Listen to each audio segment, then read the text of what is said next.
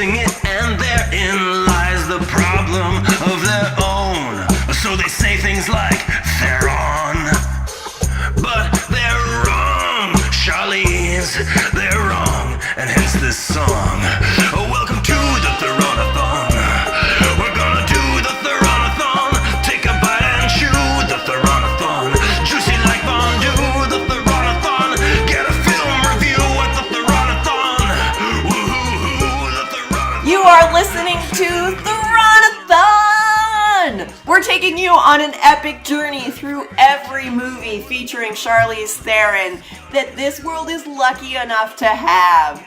I am Robin Hitchcock, and with me, as always, are Regina Connolly. Hello. And Bob Shields. Hi.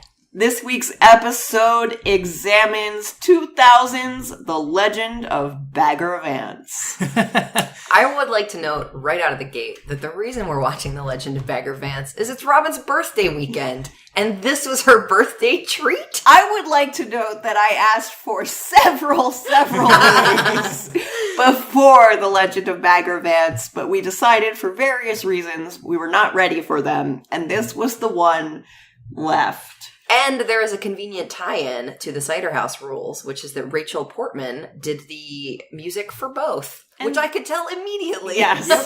It is very obvious. This is the Cider House Rules theme, now with more French horn.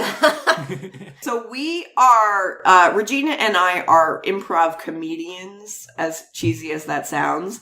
And there is a short form improv game called Oscar Winning Moment, where you do a scene and then the host will call out, all right, and now for, the Milkmaid's Oscar Winning Moment. And one of the players steps forward and does a cheesy monologue. And when I play that game, I like to have someone in the tech booth play some cheesy music. And so I have a playlist on the Arcade Comedy Theater's Spotify of Oscar-winning moment music, and it's just gonna be Bagger Vance. That's it. I'm done. There you go. Playlist over. Maybe this was actually a 2-hour dare. That's what I was kind of thinking. This movie feels like it was kind of like a dare, or that the writer lost a bet. It's like, okay, so I'm either the writer of the novel it's adapted from or the writer of the screenplay, because it's like, okay, now you have to adapt Bhagavad Gita into a sports movie. Go. Not just a sports movie, a golf movie. The least interesting sport that exists. And that's a Scotsman saying this, folks. Oh, yeah. Yeah, I don't know if it's the least interesting sport that exists. It is certainly the whitest. Oh, yeah, sure. Yeah, I was like, let's adapt Hinduism to save a rich white man's golf swing. They adapt Hinduism and incorporate racist American tropes against black people to help a rich white man's golf swing. Yep. It's kind of fucked up. Strings, French horn. This movie is basically if you created a movie to explain a trope, in this case, the magical Negro.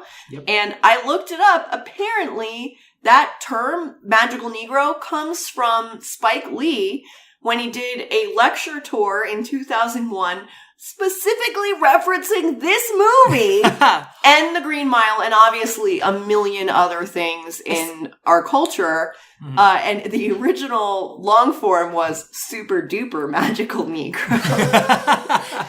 Is there audio of this lecture tour? I hope so.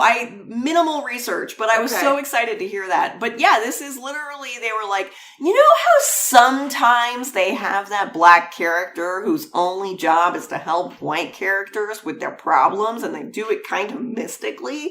Let's make a movie to illustrate that. So, speaking of the mysticism, so I did not know the secret plot that was going on. It was not thinly veiled, it was thickly veiled for me as to what Will Smith was doing at all. And at some point, he's talking to Matt Damon about, I don't know, his grip on the world and his grip on his golf swing. And there were these weird shots of nature, and Will Smith's voice was layered over itself. And I actually genuinely thought for a moment that we got some copy of the movie that someone was fucking with. They were like, this movie's so dumb. Let's make this crazy sequence that doesn't make any sense. No. And then I was like, no one would actually do that. Except for the people who are paid to make this movie. That's the choice they went with. The person being Robert Redford! Oh my god, I didn't know that he had directed it. And then as the movie ended and I was like, oh, they really made Will Smith's Soft Shoe Into the Sunset. And then Robert Redford's name came up and then Bob said that he's made... Oh yeah, he makes his catalog of movie has a surprising number of extremely boring subjects made into movies. Specifically boring sport. Okay. A River Runs Through It is about fly fishing. And he has a movie which is literally called Quiz Show, which apparently is That's quite actually good. a really great movie. I've heard it's good. Yeah, that's a fantastic movie. It's about the 21 scandal with Charles Van Doren. You should watch that movie. It's really, really good. I've heard it's That good. is his best movie. Well, there you go. For sure. So better than fly fishing and... I've actually golf. never seen A River Runs Through It. I always confuse it with Legends of the Fall. Yes, I've never both have seen it Brad either. Pitt. That's why. It's I've seen old-timey Legends Brad of Pitt. the Fall. What's the one about... Oh, the Bridges of Madison County. I get those mixed up Which as was well. Clint Eastwood. Oh, so I had a question because you know more about A celebrities and B movies. So, do people consider Robert Redford like a great director? Because I was like, would No. people look at him the same way they will look at Clint Eastwood as a director? No. Okay. So Robert Redford has won an Oscar for directing. He won an Oscar for directing Ordinary People. Not and that Horse was Whisperer? No. Although Horse Whisperer, another movie about a relatively boring subject. Yes. He won an Oscar for directing Ordinary People, which is maligned because Raging Bull came out that year. And I think that that's what people like really thought that was like, oh, that should have been Scorsese's Oscar.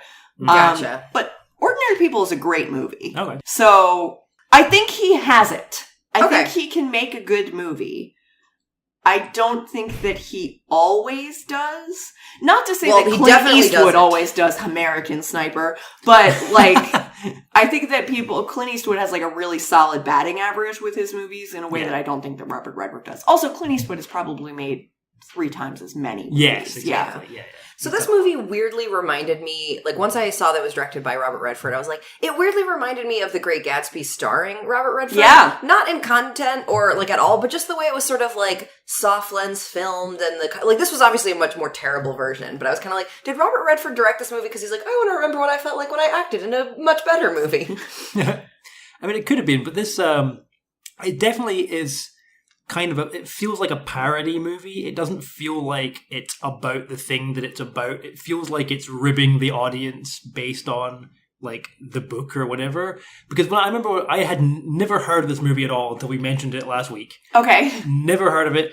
I think I'd seen the poster and everything, presumably from looking up Charlize, like it just shows up. And I was like, oh, that's like an old TV movie that they were in before they were famous. But no, everybody was fully famous in this movie when it came out. And then to watch the screenshots of it and like the actual quality of how it's made, it feels extremely cheap and thin.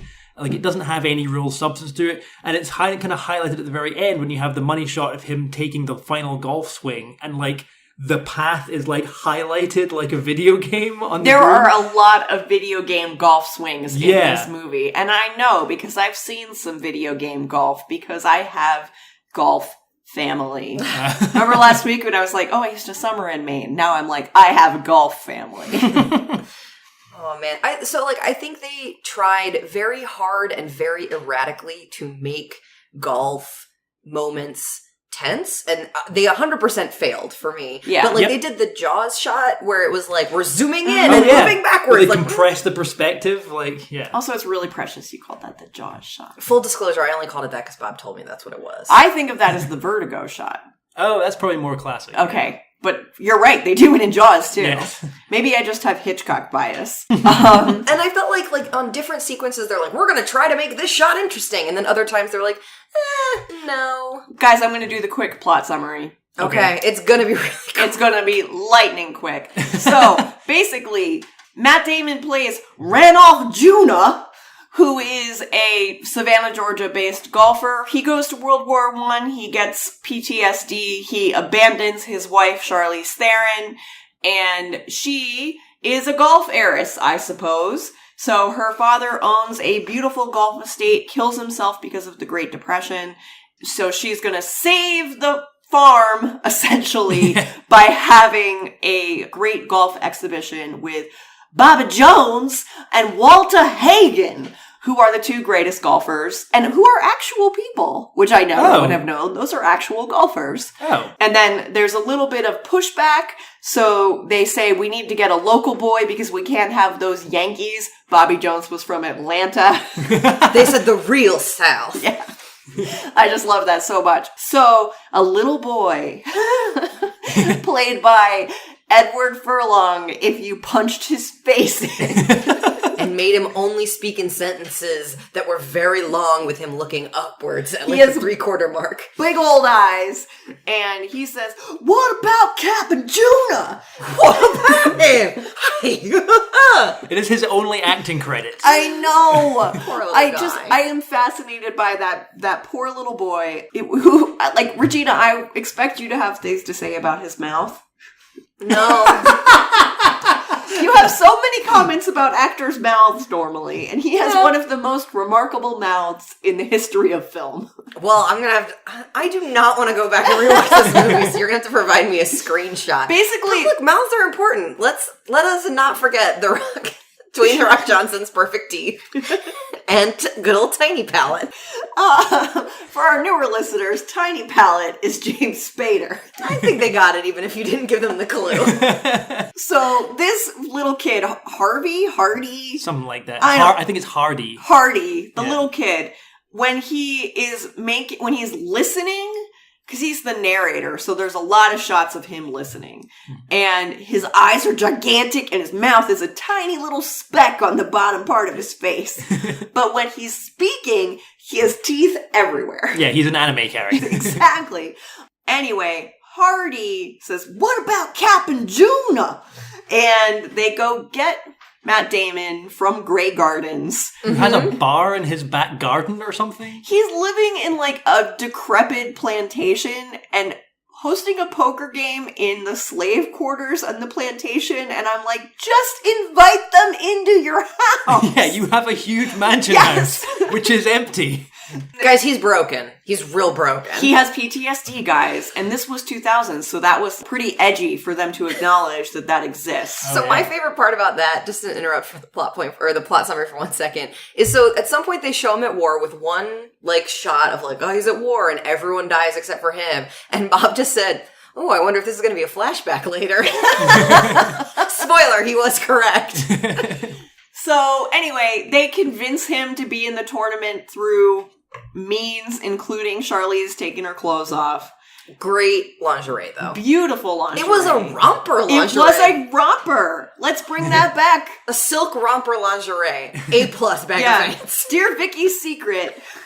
So then immediately the golf tournament starts and takes up a surprising amount of the movie considering how boring golf is. It was a 3-day tournament. Yeah. And I was convinced, I was like, well, it can't be this one tournament is the entire movie. It sure is. Yep. It is, though. So golf happens and happens and happens. Oh, but very importantly, Will Smith arrives and becomes his magical caddy, Bagger Vance. Based on one conversation. Yes, he says, like, you lost your swing.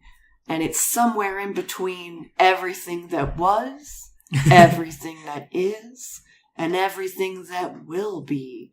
People say things like that in this movie. Repeatedly. Yes. Also, I think the reason that made him go like, wait, what? Is that Bagger Vance had a tendency to repeat phrases to Matt Damon that other characters had said that he had no way of knowing. Right.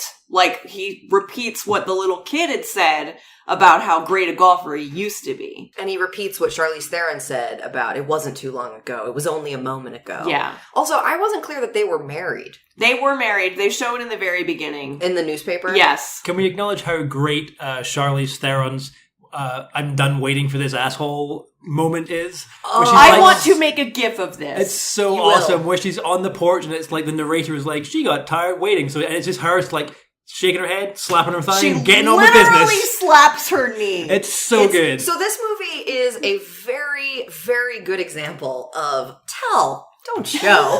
Because the entire movie is like, we're going to narrate some stuff. We're going to tell you how characters are feeling. By the we're way- going to tell you what they're thinking. The narrator's Jack Lemmon, who if someone said to you, was Jack Lemmon alive in 2000? I would not have said yes. Well, he died immediately after making this movie, so And he Will might Smith not have been came and alive took when it him was away. released. Yeah. He may have died before 2000 because this movie was presumably made before then. This is a Weekend at Bernie's situation. That's why they just had him laid out on the golf course. Maybe there was supposed to be more plot in the present. Because the movie is a frame story. So it's all from, like, Hardy telling this. And Hardy becomes Jack Lemmon. Yeah. Yes. It's an old man on a golf course who has a heart attack. And then while he's laying on the green or the bush or whatever part of the golf course he's at, he starts telling the story of Captain Huna. And then he dies, we assume, because a young silhouetted Will Smith waves at him from the beachy, sunsetty distance and is like, come with me. Yes. And then he walks off towards them. So look, Matt Damon, he joins the tournament. Will Smith is his caddy who's going to help him find his swing through various platitudes. And sassing him. Yeah. They have the tournament forever. There are brief pauses for Matt Damon and Charlize to have conversations about their broken marriage, blah, blah, blah. But then the climax, such as it is, is that Matt Damon moves a piece of straw away from his golf ball and it moves.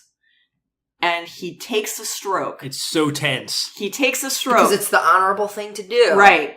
And Hardy and Charlize both have tears streaming down their face. Even Bobby Jones, one of his competitors, gets misty. Because they don't want him to do it. They're like, you've come back from so far behind and you have a chance to win. But by doing the right thing, you could lose the chance to win. And he's like, I have to do it. And as soon as he does that, Will Smith is like, goodbye. I've taught you everything I can. And he leaves. And Matt Damon says, but I need you. And Will Smith's like, not anymore. And the other golfers choke on their shots. And then Matt Damon makes an incredibly long putt. And then there's a gentleman's three-way tie. Yes, you've watched for over 2 hours. For no winner. For the most boring sport to come to the most boring conclusion, which is, all right, we're done. And what's most amazing about that to me is, like, that's, like, their unexplained, like, surprise ending is, it's a tie, everybody wins, blah, blah, blah. But then there's no explanation. The movie just ends there. There's no explanation as to what the consequence of that is. Like, did Charlize's plan work? Did she get to keep the golf course? They show her and Matt Damon dancing in a fancy place, so I assume yes. Although no one was there, so maybe it was Grey Gardens already. Oh no. Yeah, exactly. Or what happened to the kid's family? Did he get a cut of the winnings that were supposed to go to the caddy? Because the caddy's supposed to get 10%, right. So it's a $10,000 prize, and I went and looked it up. $10,000 in 1931 is $150,000 of today's money. Okay. So, especially during the Depression, this 9-year-old getting... But they don't show $15,000 would have been something. Right, so does that then allow his dad to open his store again? Do and they stop get back off the sweeping ground? the street? Yeah. That was a weird side plot. So the little kid's dad, because it's the Great Depression, has to close the corner store and becomes a street sweeper, and they take, their house becomes a boarding house, and Hardy is not happy about this. He's embarrassed by his father. Right, and then Matt Damon gives this, shitty speech about bankruptcy, and it's kind of like, bankruptcy law is there to protect people. Stop maligning people's character for taking advantage of an entitlement program. But anyway, Hardy then decides... This has been Politics with Regina. Well, the little speech is like, oh, your dad paid off all his debtors even though it's ruining his life, but this other guy followed the law and filed for bankruptcy. What an asshole. All right, so now that I guess we've summarized this movie such as it is, let's do our one sound review. My one sound would be... Mine will be... Is that sleeping? Yes. Did you sleep through this? No, but I feel like I could have and it would have been restful. Mine is... And our mic's not great, so that's probably just going to come out all as static, but basically I'm sucking a lot of air through my teeth because I feel so embarrassed for everyone involved. Yeah. Okay, Ebert or Meebert? Ebert or Meebert. Look how silky this movie is, and how completely in command of its tone. I feel like I cheated a little bit, because I looked up other reviews, and I did see that I didn't read the review, but I did see that he reviewed it positively. So Yes. I'm going to say it's an Ebert. I think that's got to be an Ebert. Yeah, you can't make this up. Roger Ebert gave The Legend of Bagger Vance 3.5 stars. Holy shit. Right? My second choice was going to be, the caddy is stretched with broad strokes like some kind of angel in a sitcom. The little kid is insufferable. And how Adele and Juna fight and make up and fight, all according to the outlines they hand out in screenwriting class. And he still gave it a good review. No, because that was me taking an actual quotation and inverting it so it's all negative. Oh. What he actually says is, we have here the elements for a cruder movie, and then everything I just said, but they didn't do this. The kid isn't insufferable. And I'm like, oh, but Raj, look how silky this movie is and how completely in command of its tone is literally the first sentence of his review. So yeah, Roger Ebert, sometimes a swing and a miss. Yeah, which this movie is definitely a swing and a miss. Yes. That kind of defines the whole movie, ironically, as it's about golf. Well, a man's grip on his club is about his... What was the actual quote that's so bad? You can tell a lot. It's something to do with, you can always tell a man's grip on his club says a lot about his grip on life, or something like... There are so many lines incomprehensible. exactly like that. It's completely meaningless gibberish. I don't know what kind of twisting had to be done in order to get the Bhagavad Gita to adapt into this story. But I was trying to find parallels to, things that happen in the Bhagavad Gita that also happen in this. Because I was, trying to find evidence of Bagger Vance's mysticism, because there isn't really any in the movie. I was thinking of, two things in the movie that happens. He moves in a kind of odd way when, the kid first meets him. He sat in a chair, in a rocking chair, and then the kid looks away, and then he's in a different place. Right. And I was like, oh, is that going to be a thing that he can do? Appear and disappear? Never comes up again. Never does it again. It's never explained or addressed by anyone. And then, of course, he shows up at the end, still presumably young, but you only see him in silhouette. So he's sort of timeless and ageless, but again, never addressed. You don't really see it. And so I was trying to figure out, what are the actual parallels between this story and Bhagavad Gita, and there kind of aren't any. The only ones are that Matt Damon plays a war hero called Ranulph Juna, and the character in Bhagavad Gita was called Arjuna. So it's like when you name your character something with the initials JC. Exactly. Like John Coffey in The Green Mile. Exactly right. So it's a very, very thin and he's a war hero. And but Bagger Vance is also supposed to sound like Bhagavad Gita. Yeah. Right, which doesn't make any sense because that's the book, not the character. So, calling it The Legend of Bagger Vance and naming a character Bagger Vance doesn't It's like make naming any your sense. character Bible. Yes, exactly like calling it that. So, is it a book title, or is it everything that ever was? Everything that ever could be? And the other thing I thought might be significant in the Bhagavad Gita is his insistence on getting paid $5. Okay. And I was getting paid something and taking the smaller amount rather than the larger reward at the end. $5 guarantee. I saw no evidence of that anywhere in the Bhagavad Gita. Could not find anything. And it's stressed really hard in the movie. He is not entitled to the larger amount. He quits. Well, I know, but he offers it to me. He's like, no, just $5 is fine. And at the very end is oh, there's that matter of $5. Da-da-da-da. Yeah. And then he leaves. And I'm like, okay, so is that a parallel to something else? I couldn't find anything in the Bhagavad Gita that was similar to that. So I have no idea what the actual, how this is potentially considered to be, an adaptation of that story when it seems to have almost nothing to do with it. I have no idea. But the thing that's so baffling to me is that this movie is set in Savannah, Georgia in 1931, and there's no handling of race at all. Okay, no one... I assume that there were black caddies at luxury golf courses in the 30s, but that's 100% an assumption. I have no idea. Yeah. I did some research, and the only thing that I could come up with was that Walter Hagen was himself a caddy as a child. So, or as a young person. Yeah. So, he was never really a child. Yeah. He's played, by the way, by Bruce McGill, who played great. God as a Pittsburgh bartender in the last episode of Quantum Leap. And the other player plays a godlike character in the 4400. That's right, Joel Gresh, looking incredibly handsome. I know. I was like, you're kind of putting young Matt Damon to shame in this. He is so much more handsome than I think that he's meant to be more handsome than young Matt Damon. Well, they also, so the two other players, there was very broad strokes for them as well. Yes, even though they're real people. And it was like, well, one guy is a dissolute ladies' man, and he only plays the game for money. Walter Hagen. And the other man has multiple law degrees. And he's like, well, I'm not going to play golf anymore. I'm going to be a lawyer and raise my kids. He's got a law degree from Harvard and an English literature degree from Emory, or possibly vice versa. Okay. Yeah. But yeah, Bobby Jones! But I actually thought one of the most charming moments of this very dull movie was the interaction between Bobby Jones and Matt Damon, where he was kind of like, playing with you has been great. Also, I'm about to retire. But I'm not gonna let you win just because I'm about to retire. Oh, yeah. Like, it was just like a small conversation. I was like, oh, like there's some actual acting happening here. I also like Walter Hagen has to shoot something from the actual surf. Like, Yes. he's in the water. He's He's in got like the a ocean. cigar. Yes, he says, like, make sure they put the flag in the hole just in case I sink it.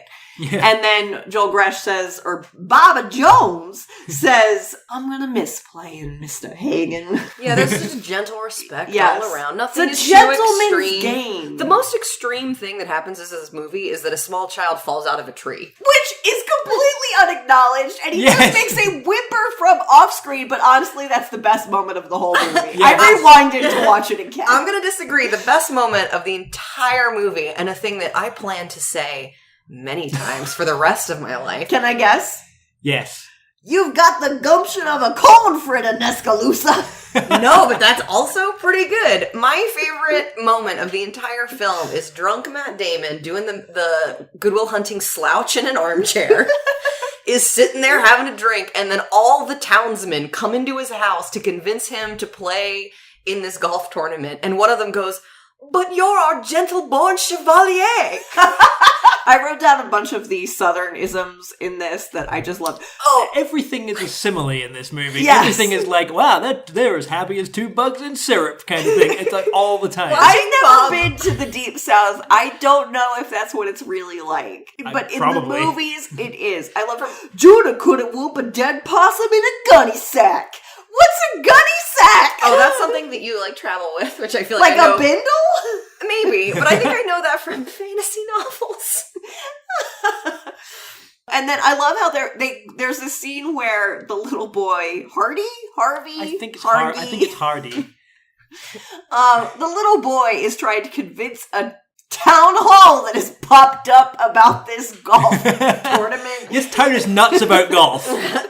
Well, because like they want to buy Charlize's fancy farm, and she doesn't want to sell it to them at cut rates. So she's like, "Oh, I'm gonna do this thing," and then the men are like, "Nah, we want to be involved. Let's have a town hall meeting and change it." Yeah, I so think- the little kid's like, Cap and Juna! And they're like, this is ridiculous, this will never happen. But somehow he turns them, and like on a dime, one of them says, with complete sincerity, fly, lad, with the winged sandals on your feet. Oh my god!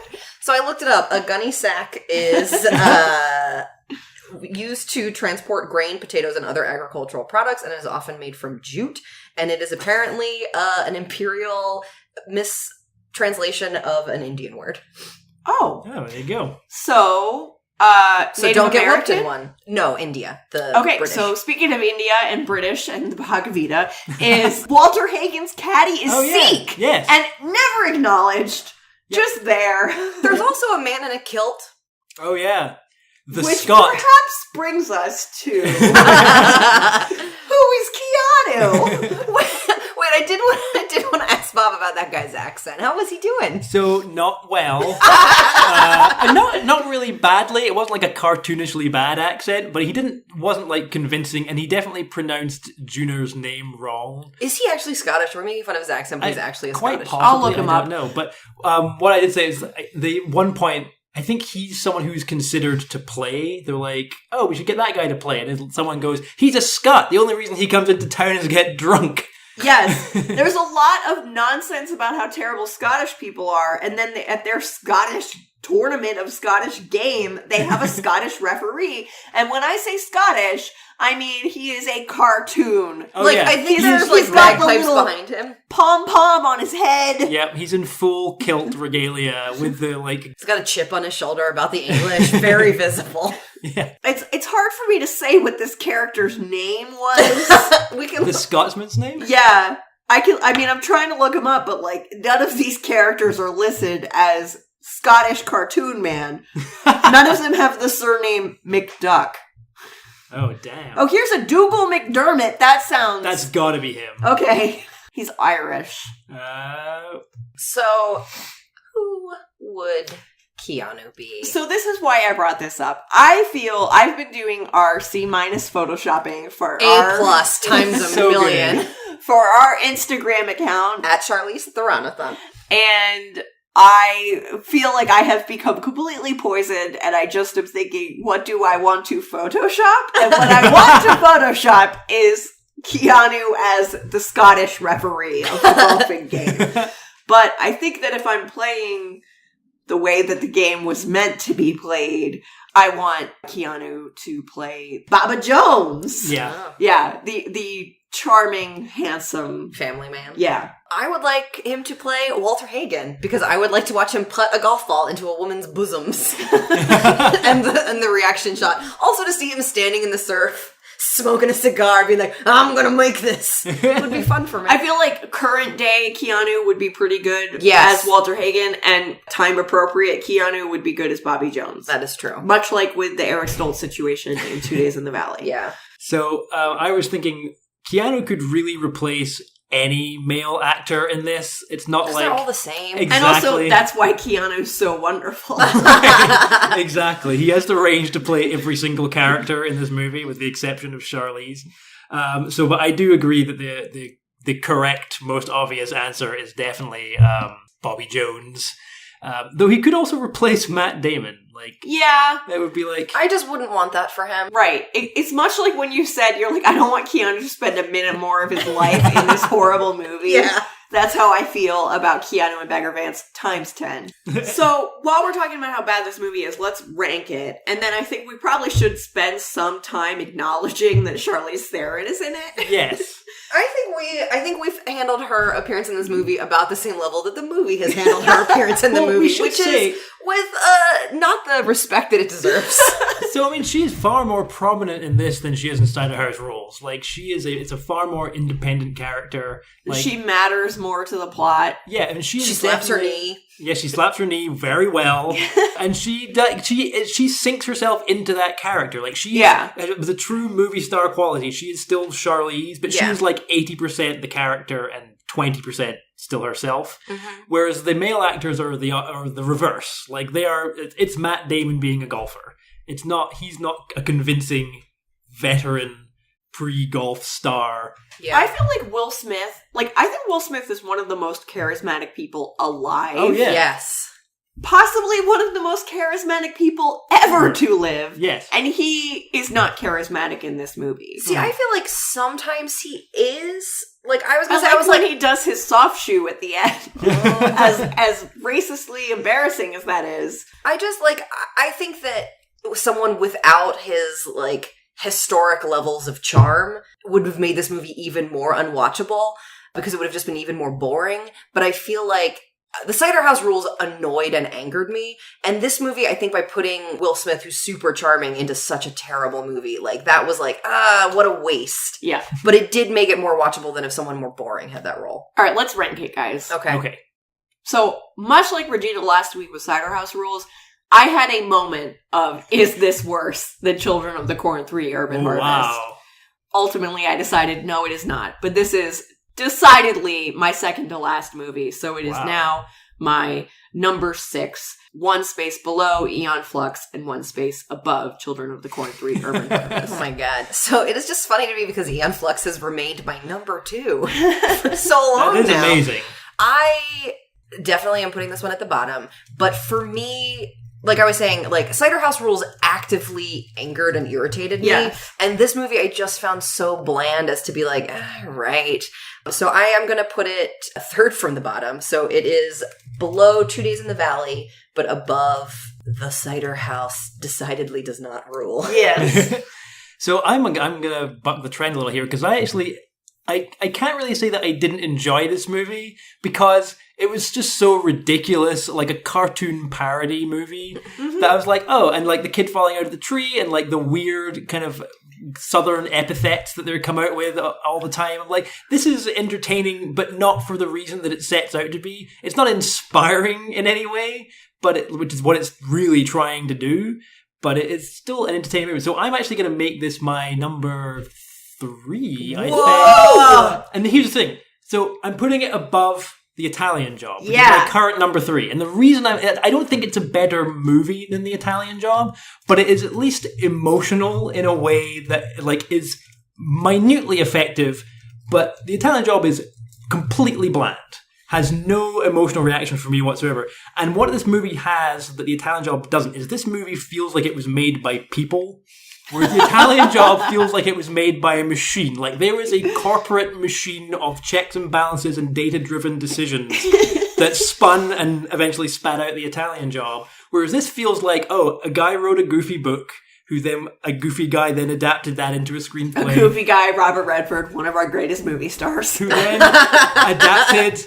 And like, this movie doesn't feel like a perfect spherical ball of like a product. This feels like some kind of gnarled tree of decisions that came, like people adapting different parts in different ways. And I really appreciate that as a thing. Like this is just a more human-made movie. That's a beautiful argument. To me, it is a gnarled tree of embarrassing white person decisions. Yeah. It's made by people, uninspired people, but it is made by people, and I kind of like that handmadeness of it. Hearing that sort of just breaks my heart in some ways, because I'm like, how is it that 3 Mini Coopers driving up and over a tiny hill was more engaging for me than Will Smith? Right? Like, and that's a criminal misuse.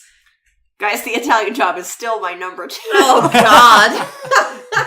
What a twisted path we choose our next movie, our like primary goal should be something that is likely to unseat The Italian Job. Can we deliberately pick a good one? Yes. Yeah. I feel uncomfortable with this situation. All right. But I do think we should talk a little bit more about Charlize in this movie. Yes. I think that, you know, she's there and she is good, but as with many of the movies we watched recently, like, doesn't have a lot of character development. Like, she literally is sitting on a porch and it's like, the man you love has left you. How will you handle it? Slap your knee. The narrator will say you had to get over it. And then, like any good woman of the South, she was used to being abandoned. And then off she goes. And then later, like, her father, her only family member, commits suicide. And she's like, just no big deal. I mean, I do think the scene where she, like, comes into the house and is all like, I will fuck you to make you do this golf tournament. But she's also, like, doing it to, like, kind of be mean to him about, like, how he's She also probably wants to show off her amazing silk romper. And the only thing about that scene, which I would have enjoyed so much more, if Matt Damon wasn't knowingly letting a child perv on her. Right.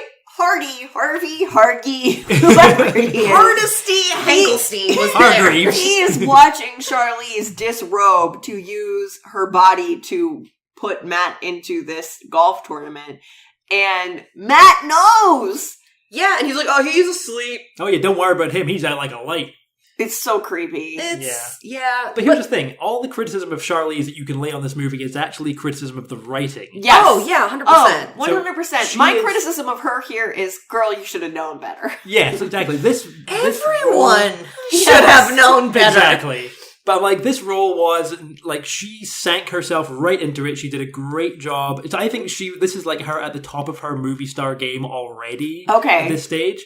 But it's just a terrible movie. So what this movie made me want, actually, is so in the scene where she's in bed after her father's tragic funeral, and then all of the townsmen come into her bedroom, which seems a bizarre choice for all of them, to be like, hey, we're going to buy your thing. And she's like, no! And then she puts on her, like, beautiful little cap. And she has a lot of really cute hats. Yeah, so she's being, like, really scampy about, like, defending her family's stead or whatever. And this made me want her to have played more, like, scampy 1940s style style, like rom-com heroine. Yeah. Like, Oh, yeah. do you remember, what's it called? They did the remake of The Pillow Talk with Renee Zellweger. It's called, Down with Love. yes, which Is that really a remake of Pillow Talk? it is. Okay. It's good, too. I And love Pillow Talk. What a great movie. Down with Love is great. And I Okay. was like, that's a side of Charlize that, like, I don't remember ever getting to see, but And it I seems feel like like would work. she would tear that role And now, apart. and like, I hate to be like sexist Hollywood, but now she's too old. Yeah, she won't quotation be able marks. to do She that. could have done that she could have been in Down with Love. Oh, a million yeah. times. I also think, like, she could do, like, you know, like Katharine Hepburn-y style, Yeah. like,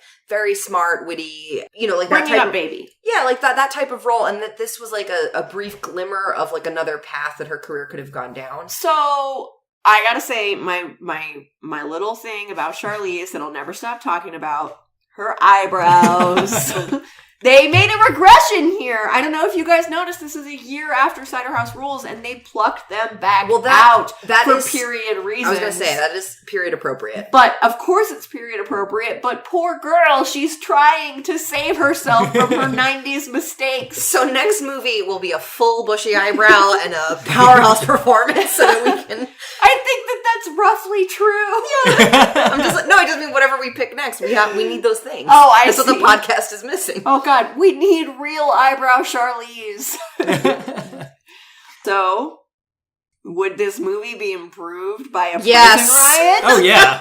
Definitely. Let me tell you where. It seems so obvious. There is a 10-year jump Yeah. in this movie for no reason other than I think they wanted the like cultural touchstone of World War I and then the Great Depression. Yep. So 10 years pass. No because- one ages a day. Exactly. Exactly. 10 years pass for no reason. So why not put Matt Damon in prison during that time? He could have easily committed some kind of war crime. Correct. Explain his abandonment of Charlize. Yep. Give her a better reason to slap her knee. Yep. And then have him get into a prison riot. It's so obvious. And then the whole time in the background, you could have seen Will Smith somewhere just like watching, not getting involved. Yes, he is in another cell whittling. I think a prison riot without Matt Damon, but with like, if they decided to like lean harder into Walter Hagen being a disreputable man, have him like break out of prison to be a part of this tournament, Right. but they can't turn him away. And I was like, that would have added some stakes. I don't know. Yeah. But unfortunately, Walter Hagen's a real dude and his estate might object to that. Fair. Call him Balter Wagon. They'll never know. It worked for Bagger Vance. Walter Wagon. Balter Wagon. What a ladies' man. Balter Wagon, starring Keanu Reeves. All right, guys. Anything else? I have a note that just says dead, question mark, question mark. I don't know what that's referring to. It must be referring to Oh, this. I do remember. So I went into this movie wondering if anyone else going to interact Oh, with Will yeah. Smith. Colin had the same reaction. I was like, and as soon as the little boy interacted with him, I was like, well, fuck, there goes I'm figured out what the legend is that he got helped by a ghost. And I kind of wish that he had been a ghost instead. Yeah, that would have been better. That's what I was looking for. I was looking for evidence of him, like, having some kind of mystical quality, or, like... Not having a reflection. Because when you read the synopsis, it's like, his mystical caddy, Bagger Vance. I was like, oh, what's going to be mystical about him? Turns out, nothing is mystical about him. He doesn't do anything mystical in the whole goddamn movie. Nope. Think we talked about this last week, but not on mic. This was the first time I've ever seen this movie. Same here. But Same. in roughly 2001, my sister and I played a lot of the NES game Bubble Bobble on Okay. an emulator, and you could save it. So we made our way through the entire Bubble Bobble game and got to the last level and like spent hours trying to beat the last level of Bubble Bobble. And to cheer my sister on, I would just say, Bagger Vance! Bagger Vance! Because I was trying to, like, get his mojo, Yeah. his super duper magical Negro spirit to help us win at that time, 15-year-old NES game. Did he? Did you win? Did it work? I honestly can't remember. Did you find your swing? Hey, it doesn't matter if you win or lose.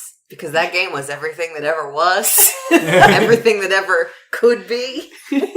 You can't win Bubble Bobble. You can Only play Bubble Bobble. All right, guys, thank you so much for listening. This has been Thronathon. I have been Robin Hitchcock. Regina Connolly. I'm Bob Shields. Our amazing theme song is, as always, by The inimitable Alex Reed. We're on Mixcloud, YouTube, basically every podcasting platform. You're probably listening to us on one of those. We're everywhere. Follow us on social media at Thronathon. And at Charlize Theronathon on Instagram. Thanks for listening, guys. Catch us next week. Hopefully, Charlize will have both eyebrows and a respectable role. We're going to make a new number 1. No, we're not. We'll find out. But most importantly, Thank you, Charlize. Now you've heard the Theronathon. Every word of the Theronathon.